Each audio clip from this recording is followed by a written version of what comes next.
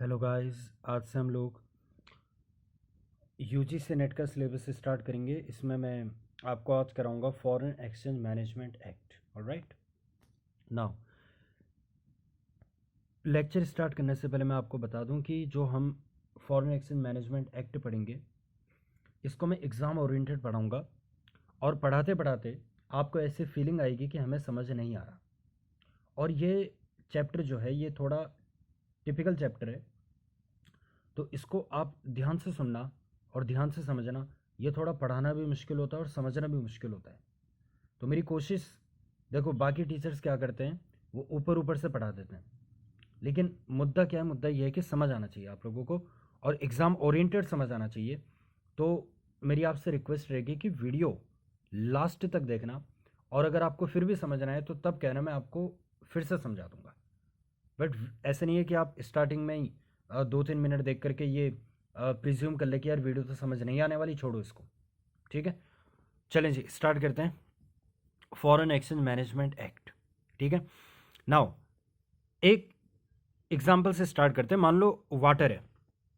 अच्छा ये बताओ, जो वाटर है, कई कंट्रीज में वाटर जो है ना वो लिमिटेड है, बहुत कम पानी होता है।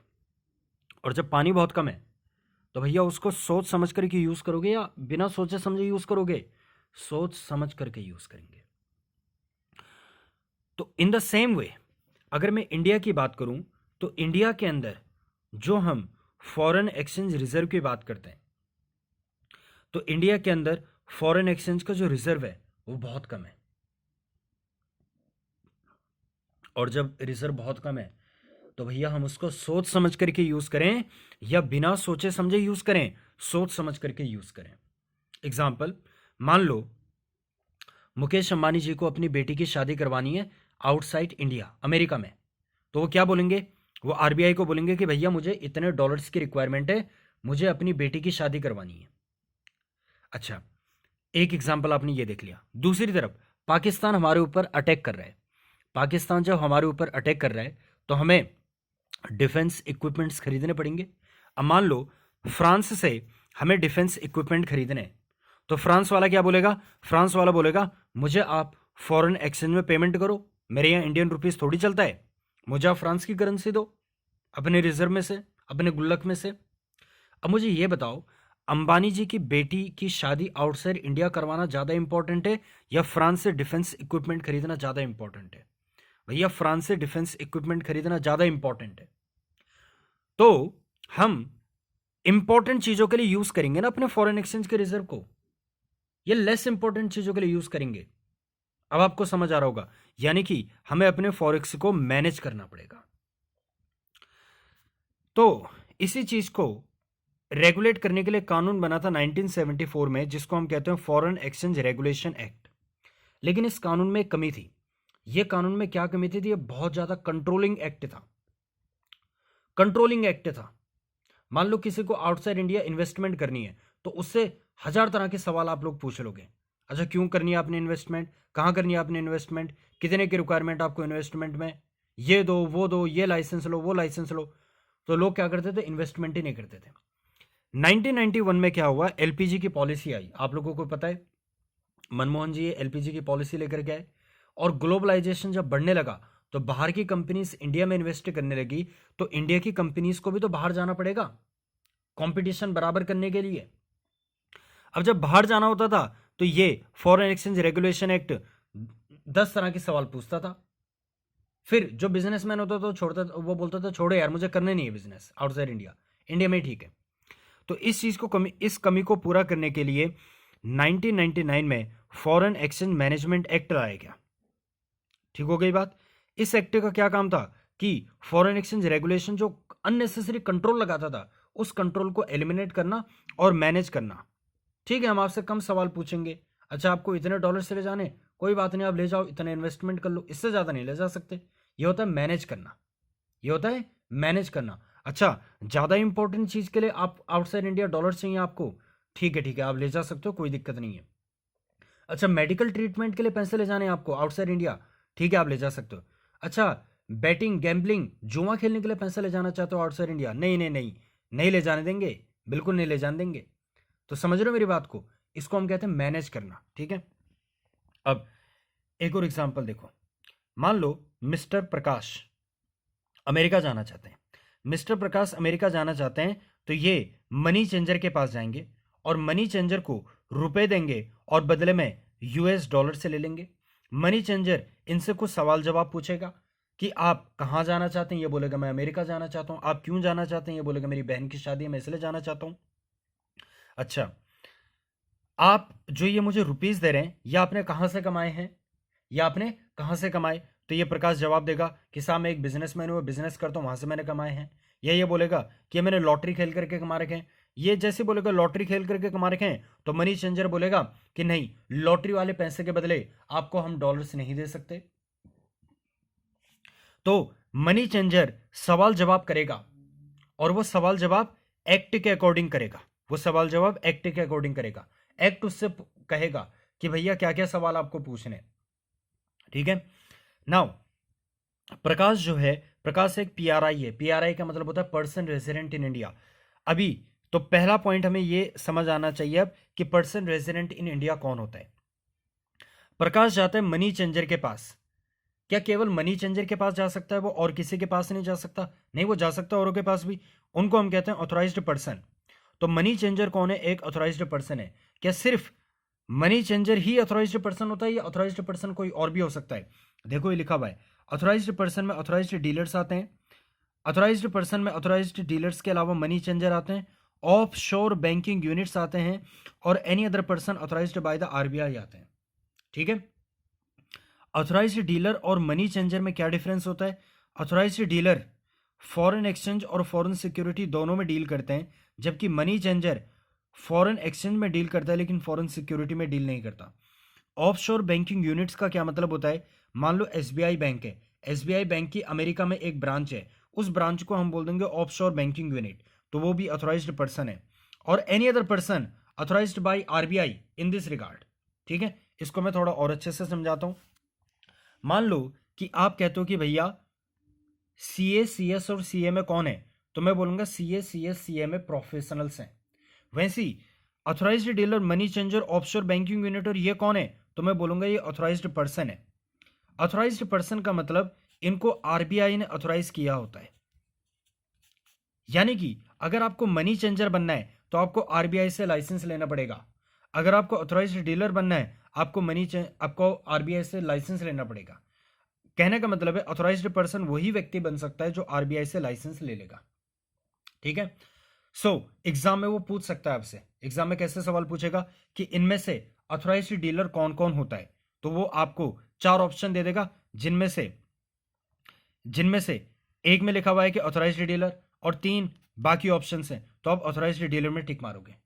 वो ऐसा पूछ सकता है कि इनमें से कौन ऑथोराइज्ड डीलर नहीं है, ऑथोराइज्ड पर्सन नहीं है, तो वो देखो एग्जाम में क्या पूछेगा, ऑथोराइज्ड पर्सन कौन नहीं है। तो ऑथोराइज्ड डीलर तो है, मनी चेंजर है, ऑफशोर बैंकिंग यूनिट है, और वो एक चौथा ऑप्शन कुछ और दे देगा, और वो चौथा ऑप्शन इनमें तो नहीं है। तो इसका मतलब ये वाला इसका आंसर हो जाएगा कि ऑथोराइज्ड पर्सन में ये नहीं आता, ठीक है। तो इस तरह से सवाल पूछते हैं। तो याद रहेगा ऑथोराइज्ड पर्सन कौन होता है। ऑथोराइज्ड पर्सन में authorised dealer, money changer, offshore banking unit और any other person authorised by the RBI to deal in the foreign exchange और द फॉरेन सिक्योरिटी, वो आते हैं, ठीक है। ये आपको याद करना पड़ेगा ऑथोराइज्ड पर्सन कौन होता है। अब जो मोस्ट इंपॉर्टेंट डेफिनेशन आती है जिससे एक सवाल इस बार तुम एक्सपेक्ट कर सकते हो, that is person resident in India कौन होता है, ठीक है। अब देखो पर्सन रेजिडेंट इन इंडिया का क्या मतलब होता है, इसको मैं थोड़ा समझाता हूं। कहता है पीआरआई कौन होता है, मैंने कहा या तो ये होगा, या तो ये होगा, या तो ये होगा। यानी कि पीआरआई में तुम या तो यहां फॉल कर रहे होंगे, या तो यहां फॉल कर रहे होंगे, या तो यहां फॉल कर रहे होंगे, ठीक है। तो देखो कहता है person resident in India means, PRI का क्या मतलब होता है, तो हमने कहा person resident in India means first point, second point, third point. अगर मैं आपको फर्स्ट पॉइंट समझा दूं, सेकंड पॉइंट समझा दूं, थर्ड पॉइंट समझा दूं, यानी कि मैंने आपको पीआरआई समझा दिया। तो पहले मैं आपको सेकंड पॉइंट समझाता हूं। कहता है person resident in India means, आ जाओ भैया सेकंड पॉइंट, एनी पर्सन और बॉडी कॉर्पोरेट रजिस्टर्ड और इनकॉर्पोरेटेड इन इंडिया। ठीक है, आपने टेस्ला का नाम सुना है? इलॉन मस्क की कंपनी। कहते हैं ये बेंगलोर के अंदर, आजकल न्यूज़ आ रही है कि बेंगलोर के अंदर ये लोग रजिस्टर्ड हो चुके हैं। बेंगलोर के अंदर ये लोग रजिस्टर्ड हो चुके हैं, यानी कि टेस्ला कंपनी जो अमेरिका में इनकॉर्पोरेटेड है, वो उसने अपनी एक सब्सिडरी कंपनी ओपन कर दी, और वो कहां पर खुलेगी? वो बेंगलोर में खुलेगी। तो एनी पर्सन और बॉडी कॉर्पोरेट, बॉडी कॉर्पोरेट का मतलब कंपनी, कोई पर्सन, अच्छा पर्सन का मतलब यहां पर यह मत समझ लेना आप Ram Shyam Sohan Mohan. Any person, person का क्या मतलब होता है? देखो, कहते हैं पर्सन का मतलब इंडिविजुअल। पर्सन में इंडिविजुअल भी आता है, पर्सन में हिंदू अनडिवाइडेड फैमिली भी आती है, कंपनी भी आती है, फर्म आती है, एसोसिएशन ऑफ पर्सन वगैरह वगैरह आते हैं। तो कहता है एनी पर्सन और बॉडी कॉर्पोरेट जो रजिस्टर्ड है इंडिया के अंदर, ये जो इनकॉर्पोरेटेड है इंडिया के अंदर। मैं चाहता हूं आप इन दो वर्ड में फोकस करो। कोई बॉडी कॉर्पोरेट जो इनकॉर्पोरेटेड है इंडिया के अंदर, जैसे रिलायंस इंडस्ट्री लिमिटेड, जब ये कंपनी बनी होगी तो ये कंपनी कैसे बनी होगी? ये आरओसी के पास जाकर के इसने फॉर्म्स जमा करे होंगे और कहा होगा साहब मुझे बिजनेस करना है कंपनी के फॉर्म में। तो जब इसने कंपनी के फॉर्म में बिजनेस स्टार्ट किया होगा तो ये आरओसी के पास जाकर के इसने रजिस्ट्रेशन लिया होगा, तो हम इसे बोलेंगे रिलायंस कंपनी हिंदुस्तान में इनकॉर्पोरेटेड है, इनकॉर्पोरेटेड है। ठीक है, वैसे ही अब रजिस्टर्ड का क्या मतलब है? जो टेस्ला कंपनी है, टेस्ला कंपनी तो यूएसए में इनकॉर्पोरेटेड है, लेकिन टेस्ला अपनी एक सब्सिडरी कंपनी इंडिया में ओपन करना चाहती है। तो अब ये जो सब्सिडरी कंपनी है ये आरओसी के पास जाकर के इनकॉर्पोरेट थोड़ी होगी, ये तो सब्सिडरी कंपनी इंडिया में रजिस्टर्ड हो जाएगी। ठीक है, सो एनी पर्सन और बॉडी कॉर्पोरेट जो रजिस्टर्ड या इनकॉर्पोरेटेड है हिंदुस्तान में, उसको हम क्या बोलेंगे? उसको हम बोलेंगे पर्सन रेजिडेंट इन इंडिया। तो टेस्ला कंपनी क्योंकि इंडिया में रजिस्टर्ड है, तो टेस्ला कंपनी भी क्या हो जाएगी? इंडिया वाली टेस्ला कंपनी भी क्या हो जाएगी? Person resident in India. और रिलायंस इंडस्ट्री लिमिटेड क्योंकि हिंदुस्तान में इनकॉर्पोरेटेड है, तो रिलायंस इंडस्ट्री लिमिटेड भी क्या हो जाएगी? Person resident in India. ठीक है, तो पीआरआई में मैंने आपको सेकंड वाला पॉइंट तो करवा दिया। तो कोई आपसे पूछे पीआरआई में 3 पॉइंट्स होते हैं, 3 पॉइंट में मैंने सेकंड पॉइंट आपको करवा दिया। सेकंड पॉइंट में आपको क्या लिखना है? कोई भी पर्सन या बॉडी कॉर्पोरेट जो इंडिया के अंदर रजिस्टर्ड है या इनकॉर्पोरेटेड है। याद रहेगा, एग्जाम्पल के थ्रू याद रखना। अब मैं तीसरा वाला पॉइंट आपको करवाता हूं। कहता है person resident in India means, तीसरा पॉइंट देखो, an office branch agency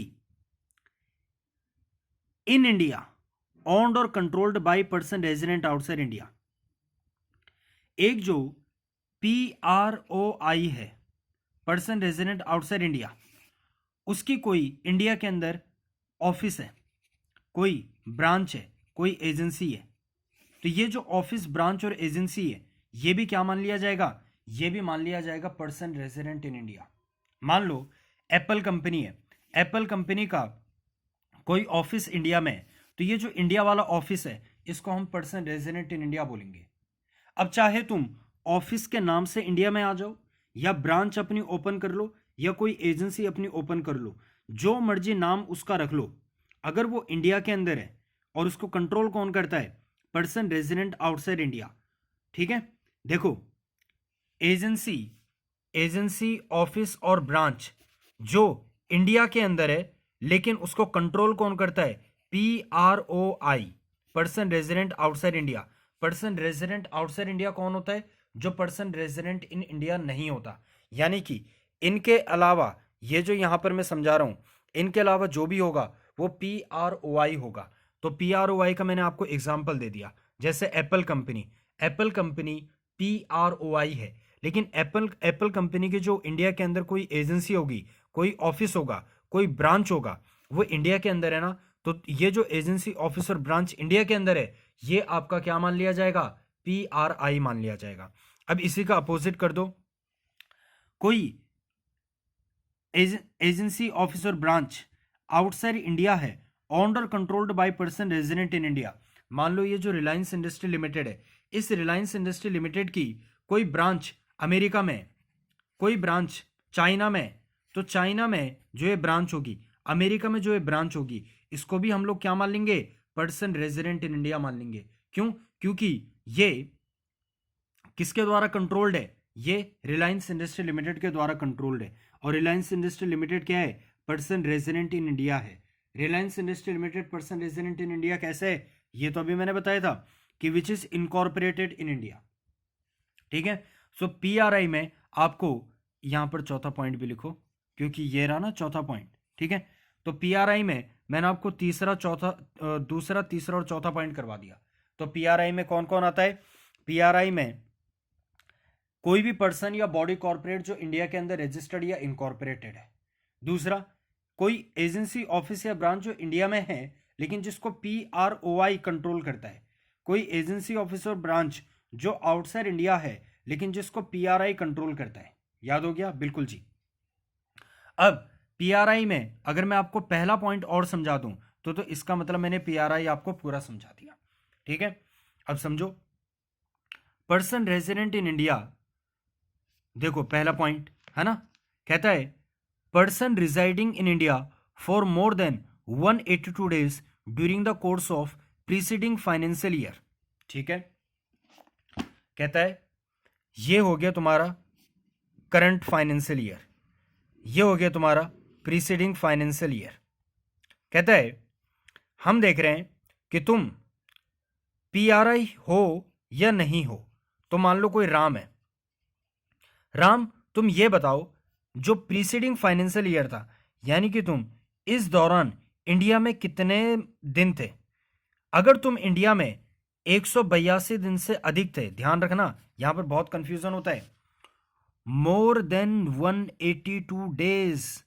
Ram तुम प्रीसीडिंग फाइनेंशियल ईयर में, फाइनेंशियल ईयर कब से स्टार्ट होता है, 1 अप्रैल से 31 मार्च तक चलता है। तो जो पिछला फाइनेंशियल ईयर था, तुम उस साल में इंडिया के अंदर कितने दिन थे। अगर तुम इंडिया के अंदर 182 दिन से अधिक थे तो तुम PRI मान लिए जाओगे। समझ आई बात? अगर मैं आपसे पूछूं क्या आप PRI हो, तो आप कौन हो, कोई ना कोई तो इंसान हो ना आप, मतलब राम श्याम मोहन सोहन कोई तो देख रहा होगा मेरी वीडियो, तो वो जीता जाता इंसान है। तो कहता है any person residing in India for more than 182 days. अच्छा मुझे ये बताओ, जो पिछला वित्तीय वर्ष था, प्रीसीडिंग फाइनेंशियल ईयर था 1 अप्रैल से 31 मार्च तक, क्या तुम इंडिया के अंदर थे? अच्छा, तो हम तो भैया पैदा होते ही इंडिया के अंदर है, हम तो आज तक आउटसाइड इंडिया गए नहीं। तो इसका मतलब तुम तो पिछले साल, पिछले प्रीसीडिंग फाइनेंशियल ईयर में तुम तो इंडिया के अंदर 365 दिन थे, 182 दिन से काफी ज्यादा। तो इसका मतलब तुम क्या होगे, तुम PRI हो। तो इंडिया के अंदर मोस्टली सब PRI हैं, कुछ कुछ हैं जो PROI हैं। ठीक है, सो कहता है पर्सन रेजिडेंट इन इंडिया का मतलब जो इंडिया के अंदर प्रीसीडिंग फाइनेंशियल ईयर में 182 दिन से ज्यादा रहा हो। अगर कोई आपसे पूछे कि PRI का क्या मतलब होता है, तो आप बोलना, पहला पॉइंट कहता है कि कोई भी पर्सन जो इंडिया के अंदर 182 दिन से अधिक रहा हो पिछले फाइनेंशियल ईयर में, वो PRI है। दूसरा आप कह देना जो मैंने आपको बता दिया, कोई भी पर्सन या बॉडी कॉर्पोरेट जो इंडिया के अंदर रजिस्टर्ड या इनकॉर्पोरेटेड है। तीसरा आप कह देना कोई भी एजेंसी ऑफिस और ब्रांच जो इंडिया के अंदर सिचुएटेड है लेकिन जिसको कंट्रोल करता है PROI। और फोर्थ पॉइंट उसका अपोजिट, कोई भी एजेंसी ऑफिस और ब्रांच जो आउटसाइड इंडिया है लेकिन जिसको कंट्रोल करता है PRI। अब जो पहला पॉइंट है ना, पहले पॉइंट में कुछ बातें और भी हैं। अभी तक हमने क्या देखा, अगर यहां पर मिस्टर राम है और मिस्टर राम को हमें देखना है कि तुम भैया PRI हो या नहीं हो। अब हमें देखना है 2021 में क्या तुम इस साल PRI माने जाओगे। तो PRI तुम्हारा वो स्टेटस हम कैसे पता करेंगे, पिछले साल का स्टेटस बता दो हमें, क्या पिछले साल तुम इंडिया में थे? हाँ इंडिया में तो था मैं। इंडिया में कितने समय तक थे? 182 दिन से ज्यादा थे? ये कहता है हाँ। तो तुम 2021 में क्या मान लिए जाओगे? 2021 में तुम PRI मान लिए जाओगे। लेकिन कहता है बट डज नॉट इंक्लूड, लेकिन नहीं माने जाओगे अगर तुम इंडिया के बाहर जाते हो या इंडिया के बाहर रहते हो। क्यों? क्योंकि एम्प्लॉयमेंट के कारण, बिजनेस के कारण, या कोई भी ऐसी सर्कमस्टांसेस जिसे देख करके लगता है अब तुम इंडिया के अंदर वापस नहीं आओगे। मैं फिर से समझाता हूं। वैसे तो हमने कहा कि 2021 के अंदर तुम PRI मान लिए जाओगे अगर तुम 19-20 में 182 दिन से अधिक इंडिया में थे। तो राम ने बोला कि मैं तो पिछले साल 365 दिन इंडिया में था। तो हमने कहा कोई दिक्कत नहीं है, तुम 2021 में क्या मान लिए जाओगे? PRI मान लिए जाओगे। लेकिन नहीं माने जाओगे अगर राम तुम आउटसाइड इंडिया जा रहे हो। क्यों जा रहे हो आउटसाइड इंडिया? बिजनेस करने के लिए, एम्प्लॉयमेंट के लिए, वोकेशन के लिए। मैंने वेकेशन नहीं बोला, वोकेशन बोला। वेकेशन का मतलब होता है छुट्टियां बिताना, और वोकेशन का मतलब होता है बिजनेस करने के लिए। तो अगर आप बिजनेस करने के लिए, एम्प्लॉयमेंट के लिए, वोकेशन के लिए आउटसाइड इंडिया जाते हो तो तुम क्या मान लिए जाओगे? तुम PROI मान लिए जाओगे। एक बार फिर से मैं बोलता हूं, राम तुम 2021 में PRI माने जाओगे अगर तुम 19-20 में 182 दिन से अधिक इंडिया में थे। राम ने बोला अरे भैया मैं तो 365 दिन था। हमने कहा कोई दिक्कत नहीं है। लेकिन राम कह रहा है मैं तो आउटसाइड इंडिया जा रहा हूं। हमने बोला जाओ कोई दिक्कत नहीं है, लेकिन सुन तो लो, राम ने बोला मैं बिजनेस करने के लिए जा रहा हूं। हमने कहा राम बहुत बड़ी गलती कर दी, अब तुम PROI मान लिए जाओगे। PROI मान लिए जाओगे। अगर तुम बिजनेस करने के लिए, एम्प्लॉयमेंट के लिए, वोकेशन के लिए आउटसाइड इंडिया जाते हो तो छोड़ दो पिछले साल तुम PRI थे या नहीं थे। अब हम देखेंगे कि भैया तुम अब इस साल PROI बन चुके हो। ठीक है ना? इस बात को ध्यान में रखना। अच्छा, फिर कहता है वैसी अगर तुम पिछले साल इंडिया के अंदर 182 दिन से ज्यादा थे तो तुम PRI हो। लेकिन तुम नहीं माने जाओगे PRI अगर तुम आउटसाइड इंडिया चले जाते हो इस कारण से। ठीक है? या तो एम्प्लॉयमेंट के कारण, बिजनेस के कारण, वोकेशन के कारण, या कोई ऐसी सर्कमस्टांसेस जिसे देख करके लगता है कि अब तुम इंडिया के अंदर नहीं आओगे वापस।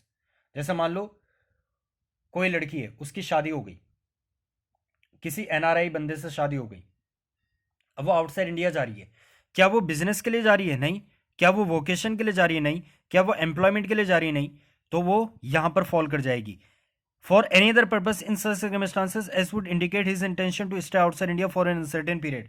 यानी कि तुम आउटसाइड इंडिया जा रहे हो और देख करके ऐसा लगता है कि अब तुम आउटसाइड इंडिया अनसर्टेन पीरियड के लिए रहोगे, तो तुम्हें भी हम PROI घोषित कर देंगे।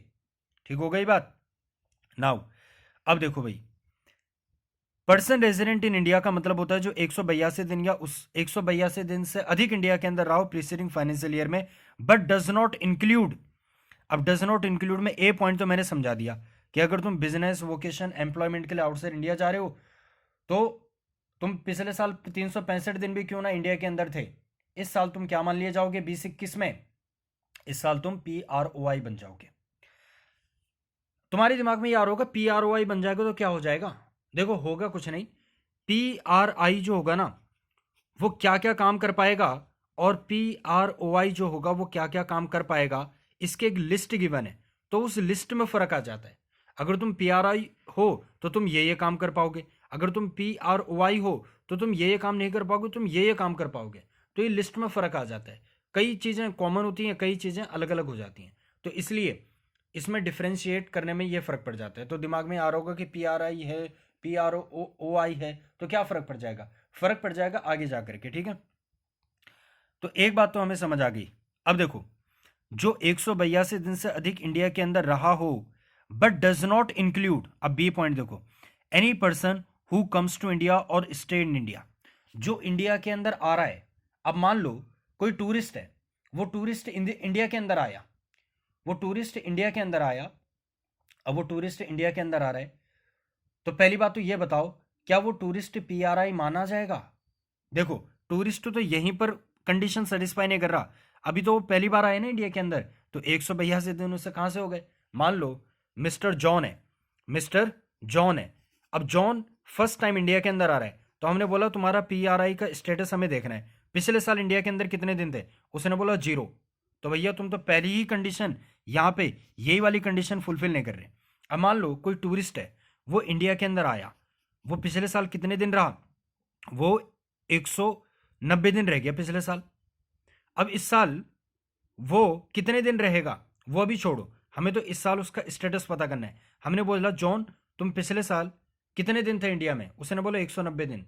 तो मतलब भैया तुम ये 182 दिन वाली कंडीशन तो फुलफिल कर रहे हो, but does not include any person who comes to India और stay in India for any purpose other than employment, business, vocation और any other purpose which giving the indication that he would stay in India for an uncertain period. अच्छा John तुम क्या करने के लिए आ रहे हो इंडिया में, तुम बिजनेस करने के लिए आ रहे हो ना, इसने बोला नहीं। क्या तुम एम्प्लॉयमेंट के लिए आ रहे हो, नहीं। क्या तुम्हारी शादी इंडिया में हो गई, इसने बोला नहीं। तो भैया तुम PROI हो।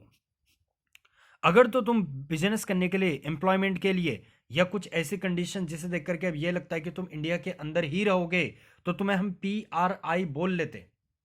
अब अपना लॉजिक यहां पर लगाओ। मान लो कोई टूरिस्ट है, वो टूरिस्ट 190 दिन इंडिया के अंदर रहा पिछले साल। अब वो इस साल वो टूरिज्म पर्पस के लिए आ रखा है, वो कुछ समय के बाद वापस चला जाएगा। क्या उसको हम PRI बना लें? The answer is no. तो देखो किस तरह से लैंग्वेज लिखी हुई है। मैंने पहले बोला पर्सन रेजिडेंट इन इंडिया की डेफिनेशन को समझना और समझाना दोनों ही बहुत बड़ा चैलेंज है। ठीक है, तो मैं फिर से लास्ट टाइम एक बार और बता देता हूं। पर्सन रेजिडेंट इन इंडिया, देखो अभी तक मैंने आपको बोला कि PRI कौन होगा, जो पहली कंडीशन में फॉल कर रहा होगा, दूसरे में फॉल कर रहा होगा, तीसरे में फॉल कर रहा होगा, चौथे में फॉल कर रहा होगा। दूसरी हमें समझ आ गई, कोई दिक्कत नहीं है। तीसरी भी समझ आ गई, चौथी भी समझ आ गई। पहली में 182 दिन वाली कंडीशन भी समझ आ गई।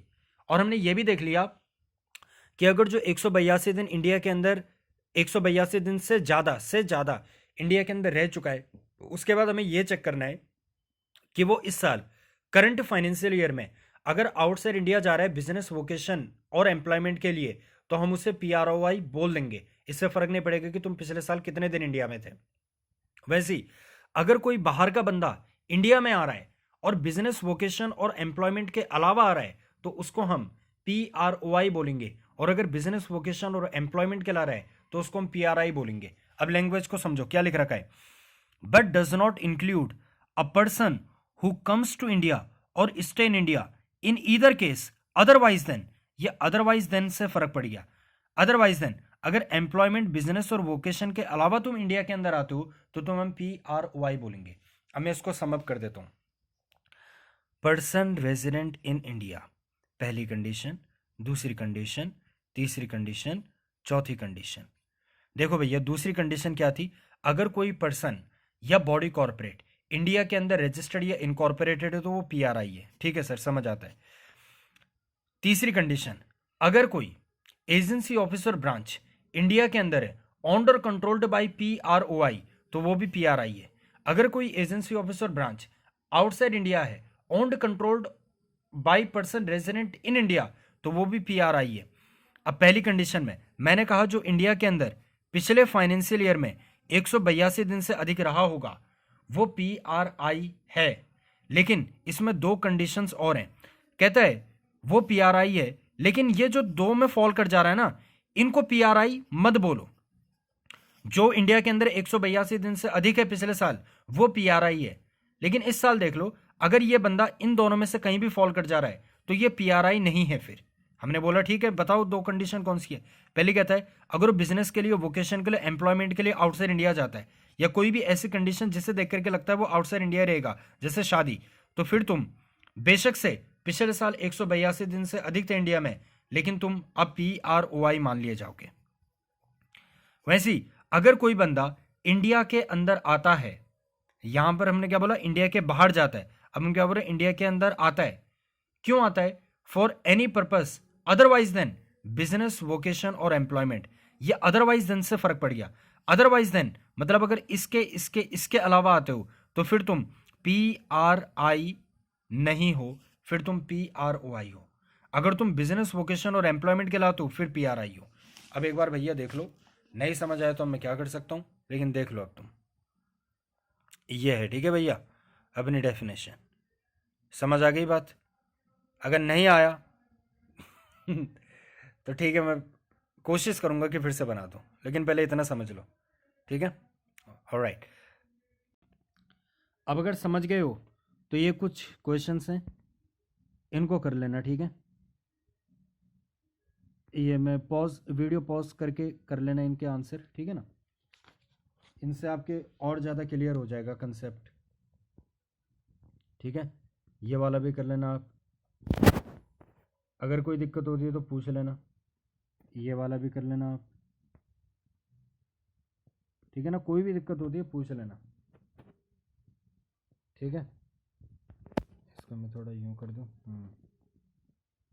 ये सवाल लगाना आप, नहीं आएंगे तो फिर पूछ लेना, कोई दिक्कत नहीं है, ठीक है भाई? अगर तुमने ये सवाल लगा दिए तो मतलब तुम्हें PRI की डेफिनेशन क्लियर हो चुकी है। और पता नहीं, मुझे ऐसा लगता है कि इस बार जो वो सवाल पूछेगा वो PRI की डेफिनेशन से पूछेगा, और PRI की डेफिनेशन कई बच्चों को क्लियर नहीं होती। तो मैं रिक्वेस्ट करूँगा कि वीडियो को एक दो बार देख लेना, फिर अच्छे से आपको समझ आ जाएगा। और ये सवाल लगा लेना, 4-5 सवाल देख लेना इनमें से जो भी आपका मन करे, ठीक है? Alright, thank you so much.